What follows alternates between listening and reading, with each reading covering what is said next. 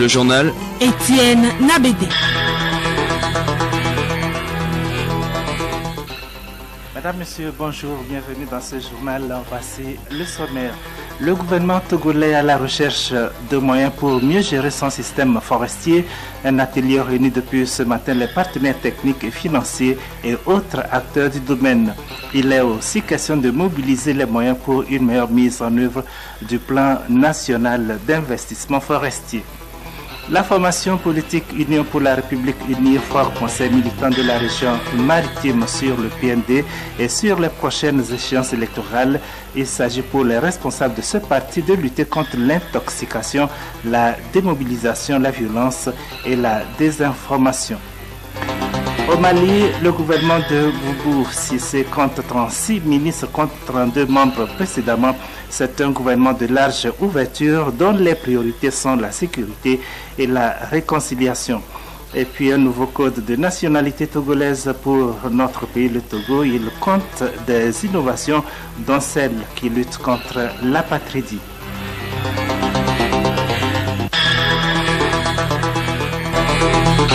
Radiolomé.tg. Mesdames et Messieurs, à nouveau bonjour. Nous ouvrons cette édition par cette audience à l'Assemblée nationale. La présidente de l'Assemblée nationale, Yawa Tchegan Dibodi, a reçu ce matin Sampawende Jules Tapsoba, représentant résident du FMI au Togo. Monsieur Tapsoba est allé féliciter la nouvelle présidente de l'Assemblée nationale. Il a également été question de faire le point de l'état d'avancement des relations entre le Togo et le FMI.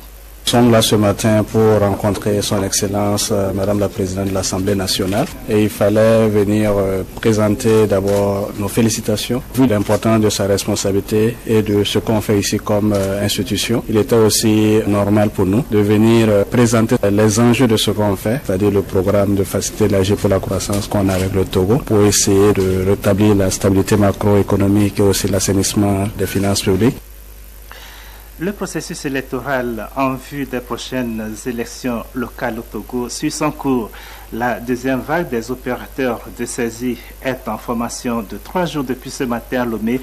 C'est le président de la Commission électorale nationale indépendante CENI qui a procédé au lancement de cette formation en présence d'autres membres de la commission. Cette formation, selon le président de la CENI, M. Tchambago Ayassor, se veut un recyclage des opérateurs de saisie retenus pour la révision des listes électorales ayant déjà fait leurs preuves lors de la constitution du fichier électoral des dernières législatives.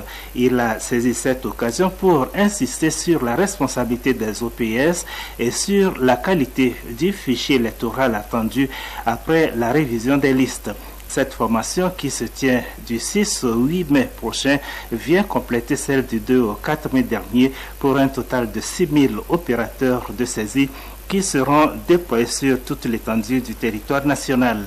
S'agissant des dates du démarrage de la révision des listes électorales et de la tenue des élections locales, le président de la CENI a laissé entendre que les dates annoncées auparavant ne sont que des propositions faites au gouvernement. Il appartient donc à l'exécutif d'entériner ou non ces dates en tenant compte d'autres paramètres qui ne relèvent pas des prérogatives de la CENI. Tout compte fait, la convocation des électeurs est donc du ressort du gouvernement. Le gouvernement togolais veut mobiliser des fonds pour mieux gérer son système forestier. Un atelier réunit depuis ce matin les partenaires techniques et financiers et autres acteurs du domaine. L'objectif est de trouver des moyens pour une meilleure mise en œuvre du plan d'investissement forestier. Ayena Gabriel. Le plan national d'investissement forestier PNIF découle du programme de convergence des écosystèmes forestiers des pays membres de la CEDEAO, voté à Abidjan en Côte d'Ivoire en 2013 avec pour objectif la coordination des activités entre les pays membres. Pour y arriver, chaque État a défini son plan dont le PNIF pour le Togo, composé de 3 axes à savoir la gestion des aires protégées, la gestion des systèmes forestiers et la sensibilisation et la mobilisation des ressources. Le Togo a besoin de $1 million. Le Togo a plutôt besoin de 101 millions de dollars, soit près de 600 milliards de francs CFA pour la réussite du projet. Et c'est justement ce pourquoi le gouvernement a initié cet atelier avec les partenaires techniques et financiers. Sama Bunju, secrétaire général du ministère de l'Environnement, du Développement durable et de la protection de la nature. De façon concrète, c'est des projets que nous allons développer avec les partenaires. Nous avons déjà commencé par développer un certain nombre de projets. Aujourd'hui, nous avons l'Union européenne qui est en train de nous appuyer dans le PLCC. Et il y a d'autres initiatives encore qui sont en cours. Nous avons le WACA à travers lequel il y a des projets au niveau des populations qui permettront également de faire des reboisements. Et donc, toutes ces initiatives seront mises en commun pour éviter le double emploi et surtout vraiment aller beaucoup plus de l'avant en termes de superficie telle que définie dans notre politique. L'atelier est organisé en collaboration avec la commission de la CEDEAO. La rencontre a reçu le soutien de la FAO. Écoutez Radio Lomé sur le web sur le www.radiolomé.tg. Le parti politique Union pour la République unie, à travers sa cellule de réflexion, forme ses militants de la région maritime sur le plan national de développement PND et sur les défis des élections locales et de la présidentielle de 2020. Théophile Dandakou, Geneviève Pognon. Amener la population à s'approprier les PND et le traduire sur le terrain dans ces trois axes, tel est l'objectif de cette formation. Et c'est Nikodjo Anyaniba, administrateur principal UNIR. Nous sommes à la veille des rendez-vous électoraux, surtout les locales et les présidentielles de 2020. Nous avons tenu le forum national qui a rassemblé toutes les 5 régions et nos panélistes militants UNIR des autres préfectures à Lomé, dont nous sommes dit qu'aujourd'hui notre connexion c'est d'être ensemble, de communiquer avec nos militants, d'être toujours mobilisés derrière le président de la République, son Excellence M. Faure Essossou Nguessan. Pour vulgariser les projets et les réalisations du chef de l'État, nous-mêmes devons les approprier. Nous devons avoir connaissance effective et réelle de ces projets. C'est en cela que nous avons initié cette formation le 20 avril dernier sur le PND, le Plan National de Développement. Ce PND, nous devons le porter à la connaissance de tout le public, de toute la population, comme nous sommes fixés au rendez-vous. Les attentes sont nombreuses à ce qui concerne la participation des populations de la région maritime pour la réussite du plan national de développement PND. Il leur a été demandé de miser sur la culture de l'ananas pour enrichir l'usine implantée à Gbatope. Monsieur Atandi, cadre de UNIR, représentant le vice-président UNIR de la région maritime. Il y a eu le 25 avril passé l'inauguration de l'usine Jus d'Hélice à Gbatope qui fabrique du jus de fruits et surtout de l'ananas. Nous demandons et nous encourageons nos jeunes frères à s'atteler à la culture de l'ananas. Il y a aussi d'autres domaines comme la transformation de la noix de palme. La deuxième édition de la prière d'intercession pour la paix au Togo s'est ouverte hier, placée sous le thème « Lève-toi pour bâtir ». Cette initiative de l'Union des ministères et églises intercesseurs pour les nations en collaboration avec la Fédération des églises et missions du Togo vise à pérenniser la paix dont jouit notre pays pour des élections apaisées. Pour l'apôtre Koubmassi Ega Kossi Prosper, la paix est un gage de stabilité et de développement.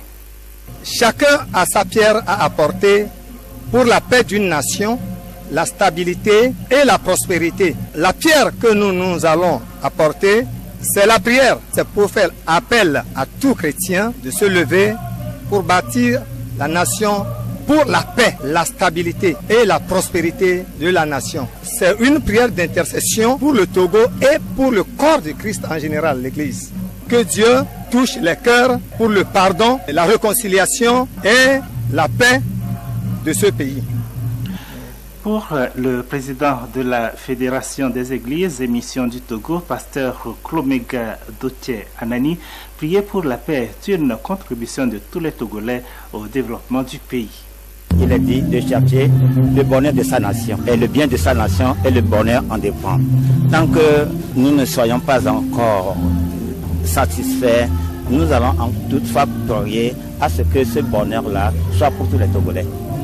Et que notre attente, c'est que, à propos des élections locales et puis les élections qui vont venir, notre attente, c'est que le Togo retrouve sa stabilité, la paix et puis l'unité règne dans la nation. Cette prière dure plusieurs jours et se déroule simultanément dans les préfectures du Golfe, d'Aguanivé et du Zio. Les experts épidémiologistes de la région Afrique francophone de l'OMS sont en atelier de formation à Lomé. Pendant 5 jours, ils vont renforcer leur capacité en matière de gestion du système d'information géographique pour mieux faire face aux épidémies qui menacent la sous-région. Alice Baranda. Chaque année, plus de 100 urgences sont rapportées dans les 47 pays de l'Afrique à même de faire face à la situation, ce qui génère des risques de propagation des maladies. L'OMS, à travers le programme spécifique des urgences établi, va apporter un appui technique pour une meilleure préparation et réponse aux épidémiologies dans la région. À ce programme des urgences OMS Afrique. En matière de grandes lignes du programme des urgences, il y a d'abord la préparation aux urgences de santé publique. L'idée principale étant de faire en sorte que les pays soient préparés pour faire face à toutes sortes d'urgences de santé publique. Le deuxième volet, une fois qu'il y a par exemple une urgence, supposons une épidémie qui survient, les pays doivent être en mesure de répondre rapidement à cette épidémie. Ensuite, il y a un volet important en matière de gestion de l'information pour une prise de décision basée sur des évidences. La représentante résidente de l'OMS au Togo, Dr Tidiane Fatoumata Diallo, a exhorté les participants à vraiment s'impliquer. Et elle les a rappelé combien une base de données des informations fiables peuvent aider à une meilleure surveillance des maladies. Le représentant du ministre de la Santé, médecin commandant, a aussi cessé nous, tout en relevant le dispositif de surveillance des maladies existant au Togo, a apprécié la tenue de cet atelier dans un contexte où la région Afrique est toujours sujette aux situations épidémiologiques. Atelier qui va aider pour des réponses adéquates sur le terrain.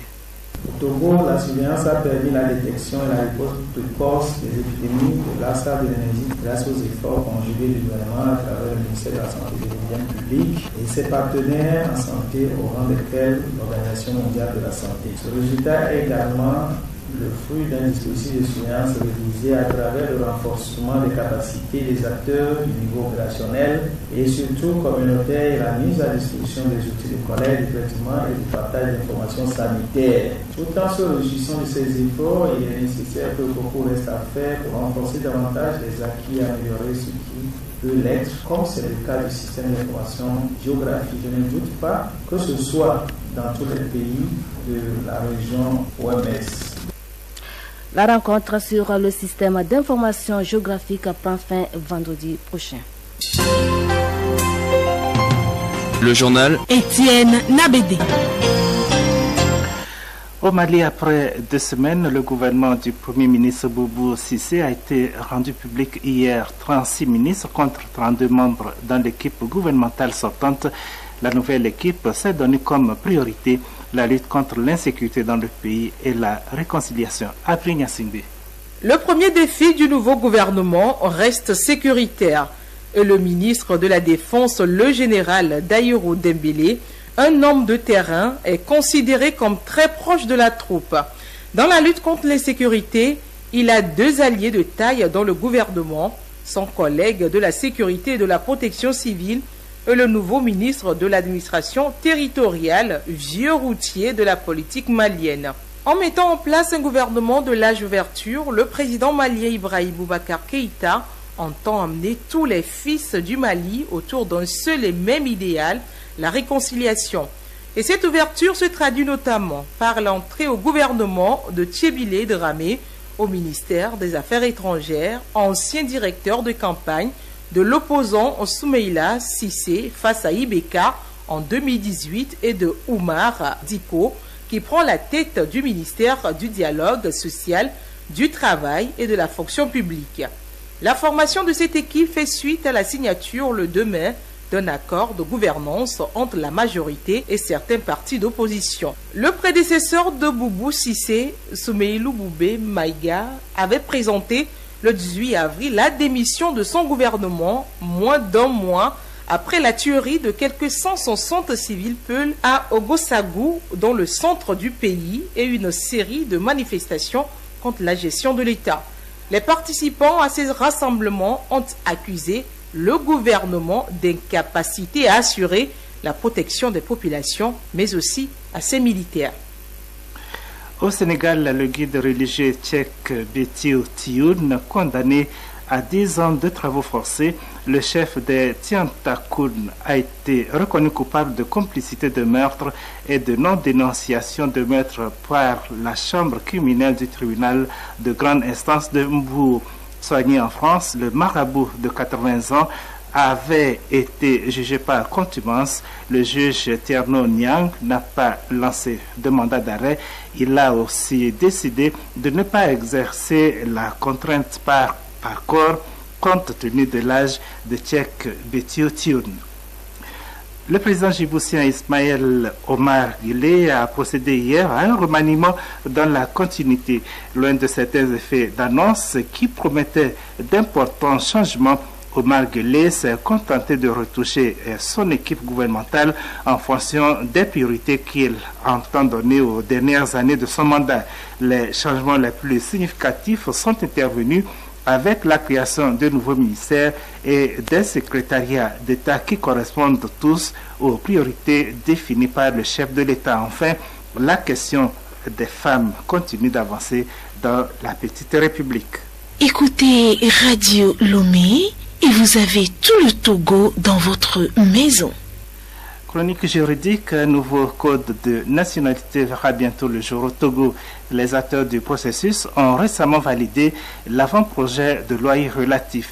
Les innovations apportées dans le document servent à lutter contre l'apatridie. Hélène Assabi. Dans le monde, on estime que 10 millions de personnes sont encore apatrides.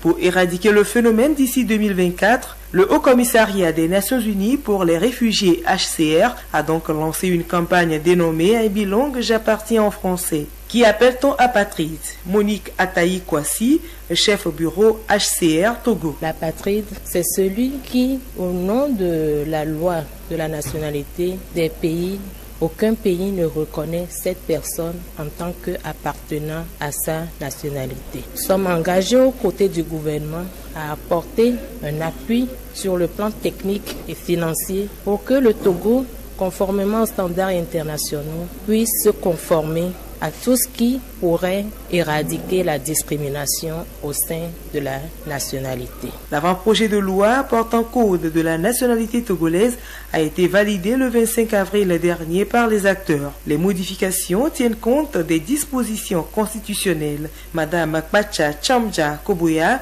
directrice d'IT. Ce qui va changer fondamentalement, c'est que le principe d'égalité entre l'homme et la femme, consacré par la Constitution de 1992, sera intégré au code de la nationalité, ce qui pourra permettre aux femmes togolaises de transmettre leur nationalité à leur mari. Les sans certificat pourront également obtenir ce certificat de nationalité le biais de certificat d'origine de la maman. Il est inscrit également la compétence des tribunaux administratifs pour intervenir en cas de recours pour excès de pouvoir. Le nouveau code remplacera l'ancien qui date de 1978.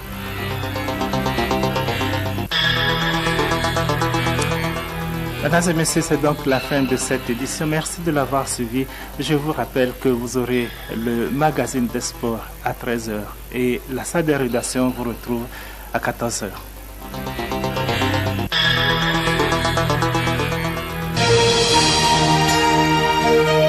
Radio Lomé, boîte postale 434, email radiolomé.tg. Radiolomé.tg